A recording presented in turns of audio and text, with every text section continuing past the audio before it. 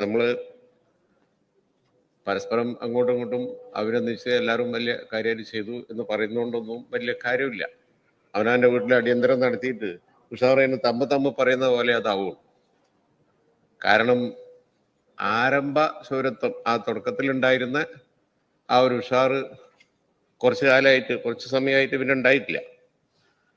Sir, ഇപ്പോൾ ഈ അഭയാർത്ഥി ക്യാമ്പുകളിൽ താമസിച്ചിരുന്നവരുടെ സ്ഥിതി, അതുപോലെ തന്നെ ഇതുമൂലം വന്ന വലിയ പ്രയാസങ്ങൾ അനുഭവിച്ചു വരുന്നവരുടെ സ്ഥിതി, അതൊക്കെ ആദ്യം ഉണ്ടായിരുന്ന ആ തരത്തിലുള്ള ഒരു അറ്റൻഷൻ പിന്നെ പതുക്കെ കുറച്ച് കുറഞ്ഞുണ്ട്. സർ, നമ്മളിപ്പോൾ ഒരു പുനരധിവാസ പ്ലാൻ പദ്ധതി അത് നമ്മൾ ഇങ്ങനെ ബഹുമാനപ്പെട്ട മുഖ്യമന്ത്രിയുടെ തലത്തിൽ തന്നെ ആ വിഷയം എടുത്തു വച്ച് ഓപ്പണായിട്ട് സുതാര്യമായിട്ട് പാർട്ടികളെ ആരാച്ചാ വിളിച്ച് വാഗ്ദാനങ്ങളുടെ പെരുമഴ അവിടെ ഉണ്ടായിട്ടുണ്ടല്ലോ. ആ ഉണ്ടായ വാഗ്ദാനങ്ങൾ കേട്ടാൽ ഇത് കിട്ടാൻ പോകുന്ന ആളുകൾ അവർക്ക് ഏതാണ്ട് വലിയ ഭാഗ്യം വന്ന പോലെ ബാക്കിയുള്ളവർക്കൊക്കെ എല്ലാം ലഭ്യമാവും എന്നൊരു തോന്നേണ്ട അത്ര അല്ലേ. പക്ഷെ ഇപ്പോ അവസാനം വന്നപ്പോ അവർക്ക് എല്ലാത്തിനെ കുറിച്ചും ഒരു ഇരുട്ടിൽ നിർത്തേണ്ട കാര്യം എന്താ? കടലുള്ളത് എഴുതള്ളും എന്ന് തീരുമാനിച്ചോ? ഇപ്പൊ ഏറ്റവും അവസാനം പറഞ്ഞേക്കുന്നത് അത് സംബന്ധിച്ച് പോലും തീരുമാനം ആയിട്ടില്ല എന്നാണ്. അതുപോലെ തന്നെ സ്ഥലം, സർക്കാർ ഒരു ഗവൺമെന്റ് വിചാരിച്ചാൽ സ്ഥലം എടുക്കാൻ കഴിയില്ലേ? എനിക്ക് മനസ്സിലായില്ലേ സർ, ഈ തോട്ടത്തിന്റെ നൂലാമാലിയും ബാക്കി പ്രശ്നങ്ങളൊക്കെ പിന്നെ എന്താ സർക്കാരിന് പിന്നെ ഉടമസ്ഥന്മാരെ വിളിച്ച് അവിടെ നാഷണൽ ഹൈവേക്ക് സ്ഥലം എന്ന് പറഞ്ഞപ്പോൾ നമ്മൾ സമയബന്ധിതമായിട്ട് എടുത്തല്ലോ എന്ന പോലെ ഈ പുനരധിവാസത്തിന്റെ സ്ഥലം സംബന്ധിച്ച് റവന്യൂ മിനിസ്റ്ററുണ്ട്. ഇത്ര നീണ്ടുപോകേണ്ട കാര്യം എന്താ? ഒരു വിൽ പവറോടുകൂടി ഒരു ഗവൺമെന്റിന് ഒരു ക്യാബിനറ്റ് തലത്തിൽ ചെയ്യാൻ കഴിയില്ലേ? ഒരു കൺഫ്യൂഷൻ. എന്തിനാണ് ഇത് ഇത്ര ഒരു കൺഫ്യൂഷൻ? എവിടെയാണ് എന്തായതാണ് അത് പറയാൻ പറ്റുന്നില്ലല്ലോ. പിന്നെ ഈ ഓരി ഇപ്പൊ 597 ആളുകളോ മറ്റോ ആ ഗവൺമെന്റ് ഇതിന് സഹായം കൊടുക്കേണ്ട ആളുകളെന്ന് പ്രഖ്യാപിച്ചിട്ടുണ്ട്. അവർക്ക് ആളോഹരി എത്ര ഉറുപ്പിക ഇപ്പൊ എന്തെങ്കിലുമൊക്കെ കൊടുക്കുന്നത് എത്ര?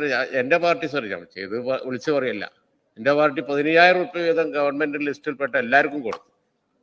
വയനാടും കൊടുത്തു, അതുപോലെ തന്നെ വലങ്കാടും കൊടുത്തു. ഞങ്ങളുടെ എല്ലാ ജീവകാരുണ്യ സംവിധാനങ്ങളും തുറന്നു വെച്ചു.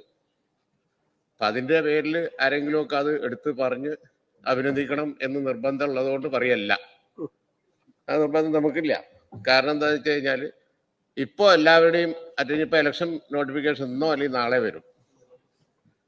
പിന്നെ ചെയ്യാൻ പറ്റൂല, അത് കഴിയില്ല. അത് കഴിയുമ്പോഴേക്ക് ഇലക്ഷന്റെ റിസൾട്ടായി ആഘോഷമായി ബാക്കിയുള്ളതായി പിന്നെ ഈ കാര്യത്തെക്കുറിച്ച് ശ്രദ്ധിക്കൂല. സർ, ഞാൻ പറയുന്നത് 2-3 മന്ത്രിസഭയിൽ എക്സ്പീരിയൻസ് ഉള്ള ബഹുമാനപ്പെട്ട മുഖ്യമന്ത്രി ഈ കാര്യത്തിൽ ഇപ്പോ എന്താണ് നമ്മൾ എടുക്കുന്ന സ്ഥലം എവിടെയാണ്, ടൈപ്പ് വീട് എന്താണ്, ഇനി എല്ലാം ഗവൺമെന്റ് കൊടുക്കുമ്പോൾ ഈ വോളണ്ടറി ഏജൻസികൾ സന്നദ്ധ സംഘടനകൾ കൊടുത്താലും അവർക്കത് രണ്ടും കിട്ടുമോ? ഇതൊക്കെ സംബന്ധിച്ച് കുറച്ചൊരു ക്ലാരിറ്റി വരുത്തി ഇതൊന്ന് സമയബന്ധിതമായി ചെയ്തുകൂടെ? ഇത്ര വലിയ ഡിലേ ഉണ്ടാവേണ്ട അത്ര വലിയ കോംപ്ലിക്കേറ്റഡ് ഒരു ഇഷ്യൂ ആണോ അപ്പൊ ഇത്? സർ, അതാണ് ഇത് സംബന്ധിച്ച്. ഇനി ഇത് നീണ്ടു പോകുന്നത് വളരെ മോശമായിരിക്കും. പിന്നെ കേന്ദ്രം, ഇന്ത്യയിൽ പല സ്ഥലത്തും ദുരന്തം ഉണ്ടായപ്പോൾ പ്രൈം മിനിസ്റ്റർ പോയി അവിടെ അപ്പക്കപ്പളെ അനുവദിക്കുകയാണല്ലോ. ഇവിടെ ഇത്രയും കാലമായിട്ട് ഇങ്ങനെ ഒരു പക്ഷപാതം കാണിക്കാൻ മാത്രം ഈ കേന്ദ്ര ഗവൺമെന്റിന് എങ്ങനെയാണ് ധൈര്യം വരുന്നത്? സർ, അതിനെതിരായി നമുക്ക് ഉറച്ചു നിൽക്കാൻ അതിന് യാതൊരു വിരോധവും ഇല്ല. ഇതെന്തൊരു ഏർപ്പാടാണ്?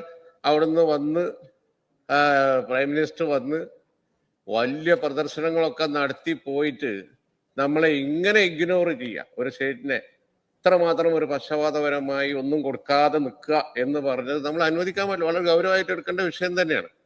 അതേ അവസരം തന്നെ നമ്മൾ ഡിലേ വരുത്താനും പാടില്ല.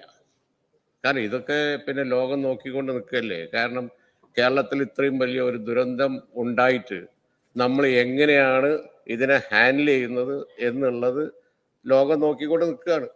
അപ്പൊ അതുകൊണ്ട് തന്നെ ഈ ഒരു ദുരന്തം മാത്രമല്ല കേരളം നമ്മളിപ്പോ ചർച്ച ചെയ്യുമ്പോൾ പറയാറുണ്ട് കേരളം പലരും മുന്നിലാണ് പല കാര്യങ്ങളിലും. ഇപ്പൊ നമ്മൾ മനസ്സിലാക്കേണ്ട ഒരു സംഗതി ഈ പിന്നെ ഡാമേജിലും കൊല്ലാകൊല്ലം വരുന്ന ദുരന്തത്തിലും നമ്മൾ വളരെ വൾണറബിൾ ആയിട്ടുള്ള ഒരു സ്റ്റേറ്റ് ആണ്.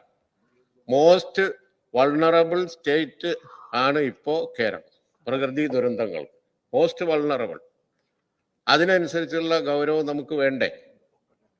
അതിനനുസരിച്ചുള്ള ഒരു ഗൗരവം നമുക്ക് വേണ്ടേ? നമ്മളെ എല്ലാ ഏജൻസികൾക്കും വേണം. ഇപ്പോൾ അമേരിക്കയിൽ വലിയ ഫ്ലോറിഡയിലോ ഒക്കെ ഇപ്പോൾ കഴിഞ്ഞ ആഴ്ച ആർക്കും ഒരു അപകടം പറ്റിയില്ല. എന്തൊരു പ്രിക്കോഷനാണ്. ജപ്പാനില് വലിയ ദുരന്തങ്ങൾ അടിക്കടി വന്നുകൊണ്ടിരിക്കുന്നു. ആർക്കും ഒരു ദുരന്തം പറ്റുന്നില്ല. കാരണം ഫോർകാസ്റ്റും മറ്റു കാര്യങ്ങളും ഒക്കെ അത്ര കൃത്യമാണ് ഇപ്പോൾ. നമ്മൾ കുട്ടികളായി പഠിക്കുന്ന കാലം തൊട്ട് തന്നെ വയനാട്ടിൽ മഴ കൂടുതലാണെന്ന് അറിഞ്ഞൂടെ? വൈത്തിരിയിൽ ഏറ്റവും കൂടുതൽ ലോകത്ത് മഴ പെയ്യുന്ന സാമൂഹ്യ പാഠങ്ങൾ പണ്ട് പഠിച്ച സംഗതിയാണ്. പക്ഷെ ഇത് ഇത്രയായിട്ടും ഒരു ഫോർകാസ്റ്റ് കാര്യങ്ങളെ കുറിച്ച് സയന്റിഫിക് ആയിട്ടുള്ള യാതൊന്നും ഇപ്പോഴും നമുക്ക് ഒരേ സ്ഥലത്ത് ആണ് ഈ ദുരന്തങ്ങൾ അത്രയും. നമുക്ക് എന്തുകൊണ്ട് ഇത് പ്രഡിക്റ്റ് ചെയ്യാൻ കഴിഞ്ഞില്ല?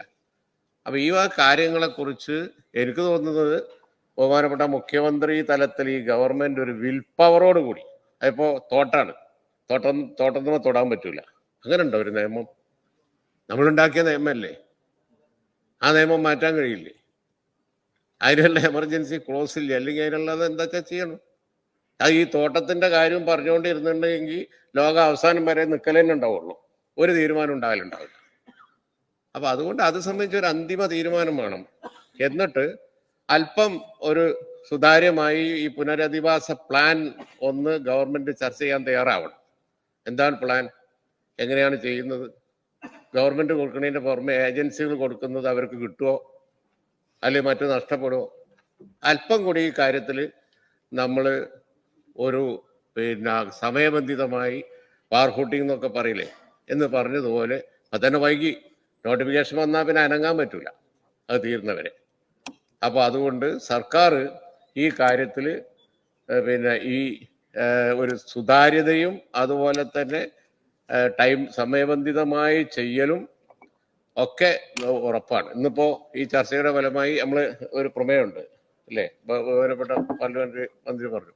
പക്ഷെ അത് നല്ലതാണ്, പ്രമേയവും ബാക്കി കാര്യങ്ങളും ഒക്കെ നല്ലതാണ്. ഒരു തീരുമാനമാണ് വേണ്ടത്.